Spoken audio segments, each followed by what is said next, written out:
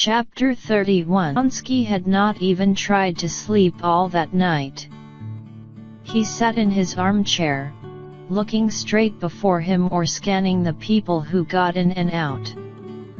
If he had indeed on previous occasions struck and impressed people who did not know him by his air of unhesitating composure, he seemed now more haughty and self-possessed than ever. He looked at people as if they were things. A nervous young man, a clerk in a law court, sitting opposite him, hated him for that look.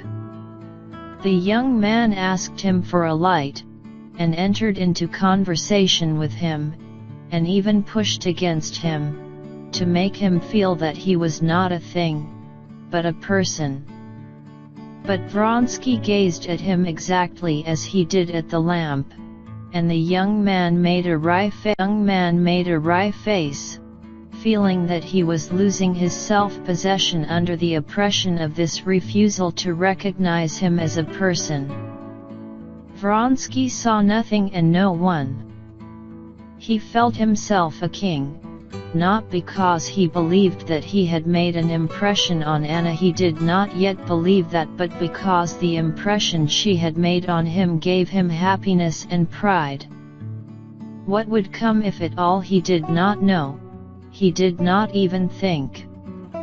He felt that all his forces, hitherto dissipated, wasted, were centered on one thing, and bent with fearful energy on one blissful goal. And he was happy at it. He knew only that he had told her the truth, that he had come where she was, that all the happiness of his life, the only meaning in life for him, now lay in seeing and hearing her. And when he got out of the carriage at Balagova to get some seltzer water, and caught sight of Anna, involuntarily his first word had told her just what he thought. And he was glad he had told her it, that she knew it now and was thinking of it. He did not sleep all night. When he was back in the carriage, he kept unceasingly going over every position in which he had seen her, every word she had uttered, and before his fancy, making his heart faint with emotion, floated pictures of a possible future. When he got out of the train at Petersburg, he felt after his sleepless night as keen and fresh as after a cold bath. He paused near his compartment, waiting for her to get out.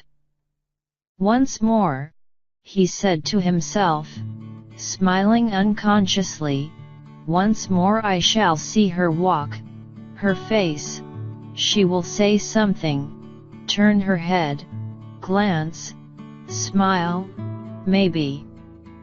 But before he caught sight of her, he saw her husband, whom the station master was deferentially escorting through the crowd. Ah, yes. The husband. Only now for the first time did Vronsky realize clearly the fact that there was a person attached to her, a husband. He knew that she had a husband, but had hardly believed in his existence, and only now fully believed in him, with his head and shoulders, and his legs clad in black trousers, especially when he saw this husband calmly take her arm with a sense of property. Seeing Alexei Alexandrovich with his Petersburg face and severely self-confident figure, in his round hat, with his rather prominent spine, he believed in him, and was aware of a disagreeable sensation, such as a man might feel tortured by thirst, who, on reaching a spring, should find a dog, a sheep, or a pig, who has drunk of it and muddied the water. Alexei Alexandrovich's manner of walking, with the swing of the hips and flat feet, particularly annoyed Vronsky. He could recognize in no one but himself an indubitable right to love her. But she was still the same, and the sight of her affected him the same way, physically reviving him, stirring him, and filling his soul with rapture. He told his German valet, who ran up to him from the second class, to take his things and go on, and he himself went up to her. He saw the first meeting between the husband and wife, and noted with a lover's insight the signs of slight reserve with which she spoke to her husband. No, she does not love him and cannot love him, he decided to himself. At the moment when he was approaching Anna Arkadyevna, he noticed too with joy that she was conscious of his being near, and looked round, and seeing him, turned again to her husband. "Have you passed a good night?" he asked, bowing to her and her husband together, and leaving it up to Alexei Alexandrovich to accept the bow on his own account, and to recognize it or not, as he might see fit. "Thank you, very good," she answered. Her face looked weary, and there was not that play of eagerness in it, peeping out in her smile and her eyes, but for a single instant, as she glanced at him, there was a flash of something in her eyes, and although the flash died away at once, he was happy for that moment. She glanced at her husband to find out whether he knew Vronsky. Alexei Alexandrovich looked at Vronsky with displeasure, vaguely recalling who this was. Vronsky's composure and self-confidence have struck, like a scythe against a stone, upon the cold self-confidence of Alexei Alexandrovich.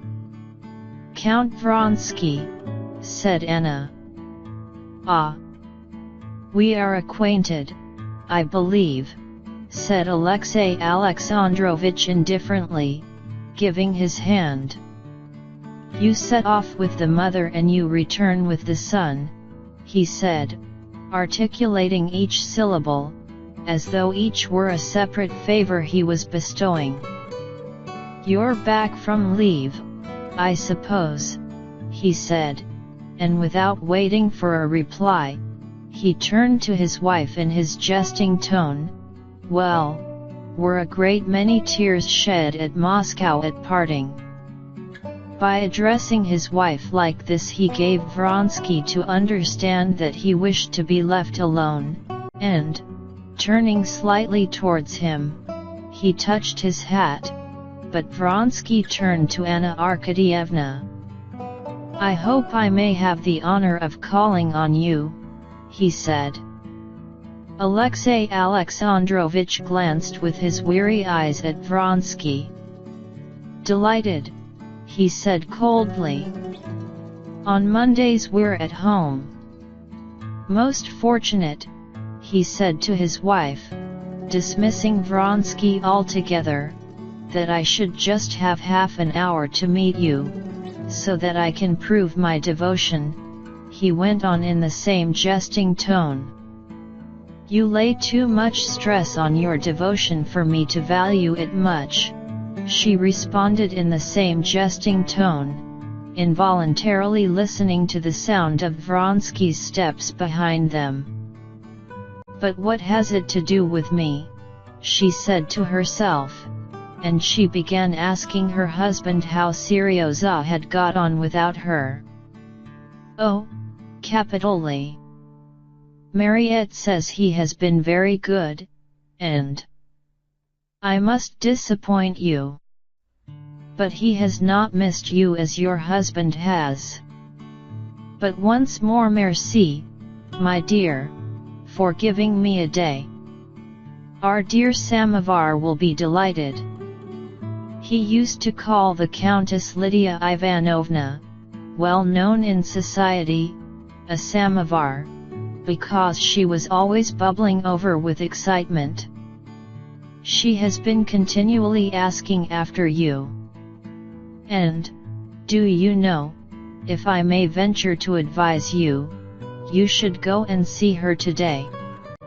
You know how she takes everything to heart. Just now, with all her own cares, she's anxious about the Oblonskys being brought together." The Countess Lydia Ivanovna was a friend of her husband's, and the center of that one of the coteries of the Petersburg world with which Anna was, through her husband, in the closest relations. "But you know I wrote to her. Still she'll want to hear details. Go and see her, if you're not too tired, my dear. Well, Kondraty will take you in the carriage, while I go to my committee. I shall not be alone at dinner again," Alexei Alexandrovich went on, no longer in a sarcastic tone. "You wouldn't believe how I've missed." And with a long pressure of her hand and a meaning smile, he put her in her carriage. Yeah.